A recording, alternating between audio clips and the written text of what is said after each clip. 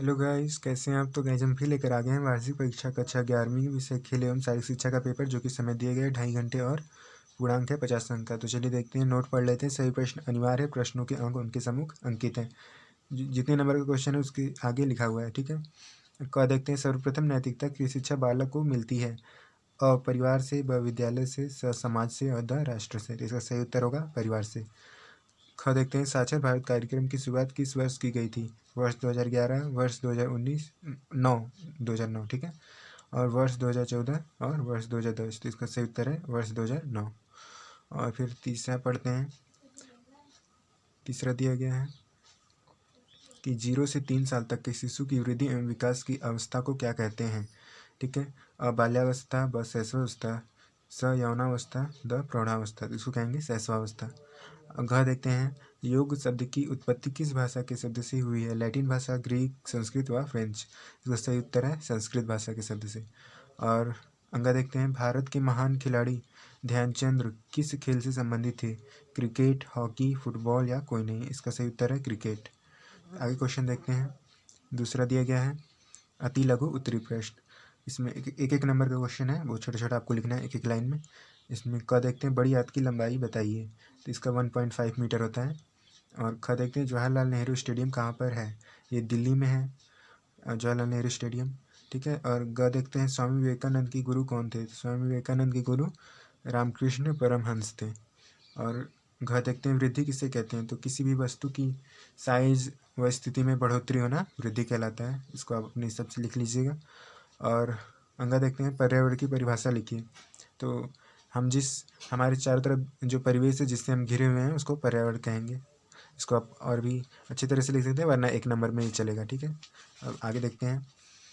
आगे दिया गया है च, जिसमें दिया गया है, जनसंख्या विस्फोट से उत्पन्न 2 समस्याएं लिखिए। तो इसमें आप लिख सकते हैं, मतलब जनसंख्या विस्फोट से बेरोजगारी बढ़ती है और संसाधनों की कमी होती है, ये सब। और अपने से भी जो भी लिखना है आप लिख सकते हैं। एक नंबर का तो है ही, तो एक लाइन में चल जाएगा। तो अच्छा देखते हैं, दहेज क्या है। तो दहेज आप लिख सकते हैं, जो कन्या पक्ष की तरफ से शादी के समय वर पक्ष को धन संपत्ति और कुछ कीमती वस्तुएं वगैरह दिया जाता है, वो सब दहेज कहलाता है। अच्छा देखते हैं, अहिंसा का क्या अर्थ है। अहिंसा का अर्थ है किसी को क्षति न पहुंचाना, क्योंकि हिंसा का अर्थ है क्षति पहुंचाना। तो अहिंसा का अर्थ हो किसी को क्षति न पहुंचाना, उसको दुख न देना। ये सब आप लिख दीजिएगा। अच्छा देखते हैं, एशियाई खेल संघ का गठन कब हुआ था। ये शायद 1983 में हुआ था, आप एक बार चेक कर लीजिएगा। और यहाँ देखते हैं, द्रोणाचार्य पुरस्कार किन्हें प्रदान किया जाता है, ये भी आप चेक कर लीजिएगा, ठीक है। और तीसरा क्वेश्चन देखते हैं, लघु उत्तरी प्रश्न। इसमें क दिया गया है, पर्यावरण से क्या आशय है। तो ये सब हम क्वेश्चन बताते जा रहे हैं, आप लोग कर लीजिएगा, ठीक है। फिर ख दिया गया है, वृद्धि एवं विकास में अंतर बताइए। तो आप बता देंगे, ठीक। जैसे वृद्धि का अर्थ होता है किसी चीज़ में बढ़ोतरी होना, लेकिन विकास का अर्थ होता है किसी चीज़ में परिवर्तन होना। जैसे वृद्धि में शरीर वगैरह मनुष्य का बढ़ता है, लेकिन विकास में क्या होता है, शरीर बूढ़ा होता है तो वो विकास के अंदर आएगा, या बाल पक जाता है तो विकास के अंदर आएगा। ये सब आप लिख दीजिएगा। और ग देखते हैं, खेल नीति के 5 बिंदु लिखिए, ये आप कर लेंगे। और घ देखते हैं, नैतिकता से क्या तात्पर्य है। तो नैतिकता से तात्पर्य आप लिख लेंगे ना, ऐसी नीति जो उत्तम हो। और ये भी, और आगे से इसकी परिभाषा वगैरह भी लिख देंगे तो भी चलेगा। अंगा दिया गया, राष्ट्र के लिए नैतिकता का क्या महत्व है, ये भी आपको करना है। और च देखिए, नागरिकता की विशेषताएं लिखिए। तो क्या क्या विशेषताएं वो भी आप लिख देंगे। और छ देखते हैं, सूर्य नमस्कार के क्या क्या लाभ हैं, ये भी आप कर लीजिएगा। और ओलंपिक चिन्ह क्या है। ओलंपिक चिन्ह आपने देखा होगा ना, ऐसे रिंग होता है, एक में एक ऐसे 3 ठो ऊपर 2 ठो नीचे होता है, आप देख लीजिएगा क्या है, ठीक। जहाँ दिया गया है, रक्त डोपिंग की प्रक्रिया लिखिए। जो खेल से पूर्व कोई खिलाड़ी जैसे कोई दवा लेता है जो कि उसका ऑक्सीजन लेवल को बढ़ाता है, ठीक।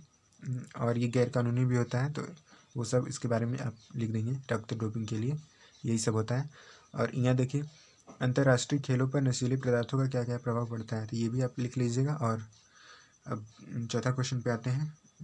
पेपर ज़्यादा कठिन है नहीं, बहुत आसानी है, तो आप कर लेंगे। और चौथा पे आते दीर्घ उत्तरी प्रश्न है। तो क्या देखते हैं, महात्मा गांधी के जीवन से संबंधित कोई प्रेरक प्रसंग लिखे। तो ये भी आप कर लेंगे, कोई बहुत सारी कहानियाँ सुनी होंगी बचपन में, या फिर कोई अच्छी सी कहानी ढूंढ के आप देख लीजिएगा।